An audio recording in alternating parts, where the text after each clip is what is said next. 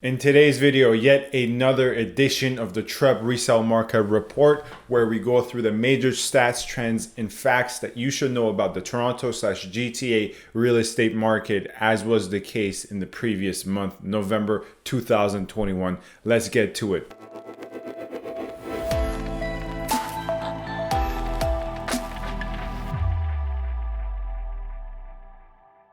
Hello everyone, this is Sam from SaberiSixRealEstate and Remax Realtron Realty. As always, back with another video for you guys here today. You can find my contact information in the description box with regards to my Gmail, my office, and of course my Instagram. Feel free to get in touch with me with any questions you may have with regards to anything discussed in this video, anything discussed in previous videos. Overall, if you have any general inquiries whatsoever with regards to the Toronto/GTA real estate market. Lastly, feel free to subscribe, comment, rate, and review. Enough of that. Let's get to the point of today's video, which is another TREB Resale Market Report, this time for the month of November, wherein I go through the reports, not in entirety, but some of the major stats, trends, and facts that you should know. As always, the timestamps are in the description and in the comments probably as well. Feel free to zip around as you please to the points of this video you find most interesting. As typical, we're going to start with the more major macro numbers, then we're going to go through some micro numbers. Anyways, starting out, average selling price. Let's start with the average selling price. Across the TREB areas, which pretty much we can think of as equivalent as the GTA, was 1,163,000. Largest number year to date, the highest average selling price for any of the TREB resale market reports that I have done. This represented a 21% increase year over year, as you can see on the screen. Last year in November of 2020. The average selling price was $955,000. So without a doubt, a significant jump in the average selling price. But that's for year over year, 21%. Month over month, we see a far more modest increase, but increase nonetheless, where in October of 2021, the average selling price came in at $1,155,000. So a very, very minuscule increase month over month, but year over year, substantial increase. Now, part of the explanation for this is that November of 2020 was in the middle of the duration of when the condominium market was struggling, especially with regards to downtown, midtown, and really central Toronto areas. Now, we're going to touch on that point as we go along because it's hard to analyze the numbers for this year, this month, without touching on last year, November, and giving you the wider context. But one of the contributing factors to the year over year increase that's very much so substantial is because we were dealing with lower prices last November due to the struggling condominium market. And now that's not the entirety of the explanation.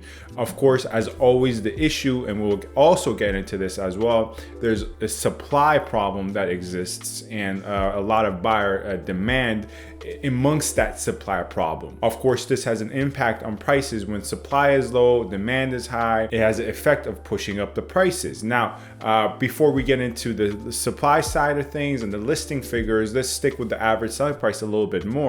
As you can see from this chart, which chronicles the average selling price from March to November, this recent report, once again, this is average selling price across all property types, across all areas. We see that 1.163, as I mentioned earlier, is the highest selling price thus far this year. Truly record-breaking for 2021 and the GTA real estate market at large. And the second highest selling price was actually last month, as you can see from this chart as well. Average selling prices have pretty much been linearly progressing upwards in terms of higher and higher average selling prices, with the exception of some of the summer months where there was not a dip by any means, but a tiny bit of a stagnation occurring there at that moment in time. And it is no coincidence, as prices climb higher, listings in terms of what is available in terms of inventory has been getting lower. Now let's transition into the listing figures. In November of 2021, according to the TREB Resale Market Report and the GTA real estate market, there was a total of 10,036 listings. Once again, listings here means how many homes were available for sale. Year over year, this represented a 13% decline in the total number of listings, where in last year, in November, the total number of listings was close to 11,000, around 11,500. And once again, let's do the same thing we did with the average selling prices for the listing figures. We see from March to year to month, the listings diminish slowly month by month, becoming less and less in quantity, while this is concurrent to prices increasing ever more so and getting pricier month by month. Now, interestingly enough, this trend has started to pivot back upwards with regards to listing figures, as you can see from this chart, where in the last month that saw a precipitous decline in the listing figures was actually September to August, meaning the last month we saw a dip in listings month over month, not year over year. Thus far this year, in the last couple of 4 to 6 months, we've only seen year over year decline in listing figures, but month over month, the last month we saw a dip month over month was from August to September. Now, if we see from September to October and now from October to November, listing figures month over month have picked up, but minusculely slow, not enough to reverse any type of trends or to meet the ample demand that exists in the marketplace. But as we can see from this chart though, October saw a total of 9,700 listings, which was up from the 9,000 in September, and September itself at 9,000 was up from the 8,000 in August. And now, of course, as aforementioned, we're looking at 10,036. I guess if we're trying to be optimistic, it's good news that listings have hit double figures once again. But nonetheless, year over year, they're down 13%, which is a continuing trend that I have established thus far this year, at least as of summer. And I gave this explanation in terms of why March was 15,000, right? As you can see from the chart, we fell from 15,000 in March. That's because March was a very, very hot market. What you had was condominiums somewhat peaking around March, freehold properties, of course, detached, semi-detached, and townhomes peaking as well. There was a lot of demand, a lot of buyer competition, and a lot of listings to meet that demand and competition. And of course, in the grand scheme of things, even in March with 15,000 listings, still less listings than there was buyer competition and buyer demand. But the ample amount of listings was in part explanation of the very hot market that we were experiencing in March. Lastly, in terms of the more macro and larger numbers, let's get into the total number of residential transactions, which was up 3.3%, as we can see, coming in at a total of 9,017 sales, up from the 8,700 we saw in the month of November 2021. This is actually where we're going to touch back on what I mentioned earlier in the video with regards to where we were last November in 2020 with regards to the struggling condominium market. And this increase in the number of sales is in part owes its explanation to the struggling condominium market last November, December, October. Now, if you've been a long-time viewer of this channel, you saw me chronicle why the condominium market was struggling last November, quickly put in summary, and I have way more in-depth videos, go watch those older videos, but quickly put in summary, of course, of the worldwide event, I'm sorry to speak in code, causing an exodus from the downtown core, both in terms of the rental market and the purchase and sell market. As a result, a lot of landlords were losing money. Cash flow negative, they sought to list a property for sale, but of course a rush of inventory came onto the market. This was further exacerbated by the fact that there were new Airbnb regulations that forced the hand of a lot of landlords who owned condominium investment units downtown as short-term rental options to either convert to long-term rental options, which was already struggling, as I aforementioned, or go to the purchase and sell, which once again added more into the inventory. So supply far and away exceeded demand that existed for condominiums, especially downtown and central Toronto in November of 2020 into December of 2000. That's why the condominium market at that moment in time truly bottomed out and became one of the very few and rare times in the history of Toronto real estate and GTA real estate where we can actually say it was a buyer's market.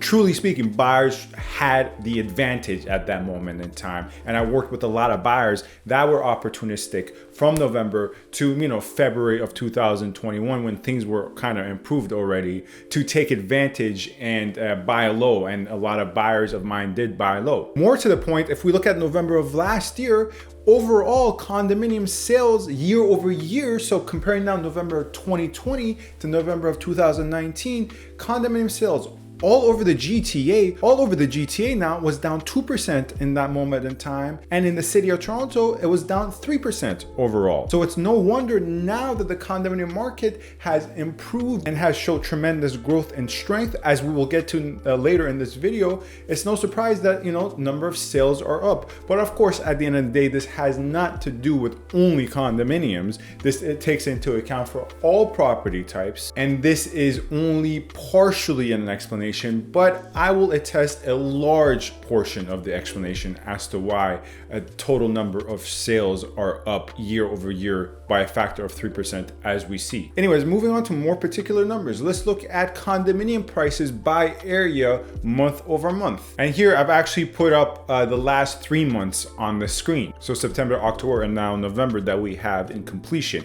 And let's go through the numbers one by one. It might be a lot of numbers, but let's go through it slowly and steadily. Starting out, GTA at large, up. Coming in at $715,000 average price of a condominium, up 1.62%. In terms of pure percentage, seems like a minuscule increase, but in dollar figure, that's $12,000 increase. Nothing to scoff at. Of course, from September into October, prices were down, as we can see, by barely 0.5%. GTA at large. Now let's break this down a little bit further. Let's go to the city of Toronto. Toronto saw more of a modest increase as compared to GTA, and this has to do with one part of Toronto that was actually down month by month. If we don't account for that one part of Toronto, which as you probably can already see is Toronto West, which represented a 2% decline month over month, and that is actually on top of the percentage decline that already occurred September to October. If we were to put aside Toronto West, Toronto as a whole would have probably showed much healthier numbers. But overall, Toronto more of a modest increase in terms of $6,000 in terms of dollar figure and 0.8% in terms of percentage point. But Toronto Central exhibited much healthier numbers, breaking the 800,000 threshold, coming in at $807,000, which represented a 1.22% increase. And then, of course, as we mentioned, Toronto West down substantially for the second consecutive month, down almost 3% in terms of average sold price. As we see, prices in September started at $665,000. Now they're all the way down to $630,000. And in terms of why Toronto West is struggling so mightily, I would like to do a little bit more research, to be very honest with you, before I speak on why that is. Most likely I'm going to dedicate an entire separate video to that subject. What showed the strongest increase in the city of Toronto was Toronto East,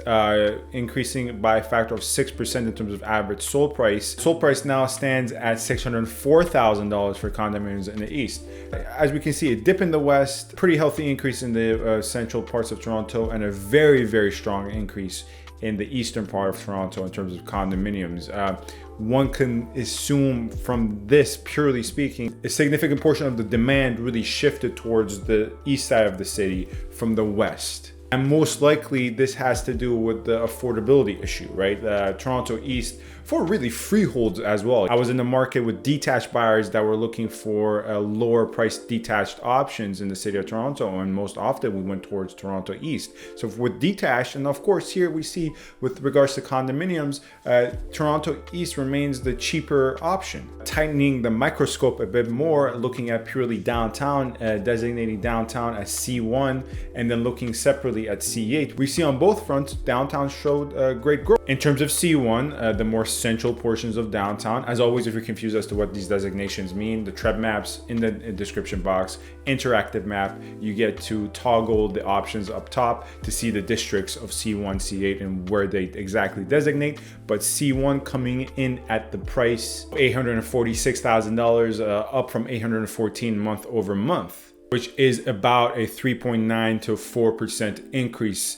C8 now showed not equally as strong as growth, but nonetheless a healthy uptick month over month, coming in at $788,000, up from $776 in the month of October. So overall, the downtown Toronto condo market has showed increase in demand. And of course, I'm on the ground every day working with buyers and sellers, and I see it from the qualitative side of things. I'm getting a lot more calls from buyers interested in downtown Toronto. I'm getting a lot of my seller clients potentially putting their property on the market in downtown Toronto. And I have chronicled the increase in demand and prices on a weekly basis in my weekly condo market update series as well.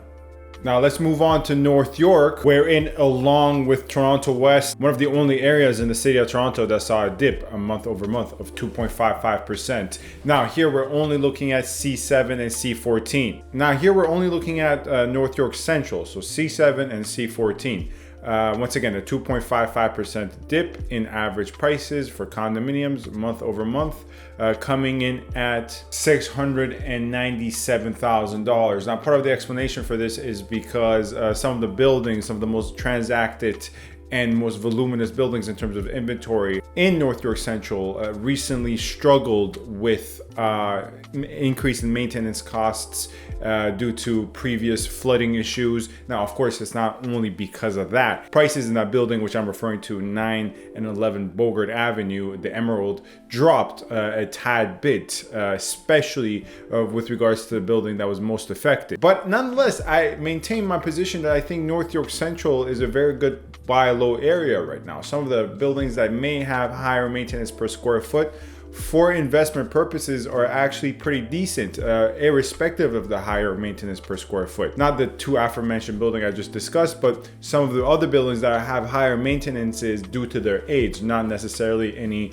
substantial damage in terms of flooding or any other defects, but merely due to their age. Anyways, that's the TREB Resale Market Report for this month. There's so much more to go through. I'm actually gonna do 1 or 2 other videos in the month of December, and then I'm gonna take a holiday break for the latter portions of the month of December. But for my next video, you can expect me going through freehold property prices a little bit more in depth, in similar vein as I did with condominium prices at the end. Going through freehold prices compared to previous months and seeing how we're going to end things in 2021. Anyways, this is Sam from SaberiSixRealEstate, Remax Realtron Realty. As always, thank you very much for watching. Stay safe and stay tuned. Thank you.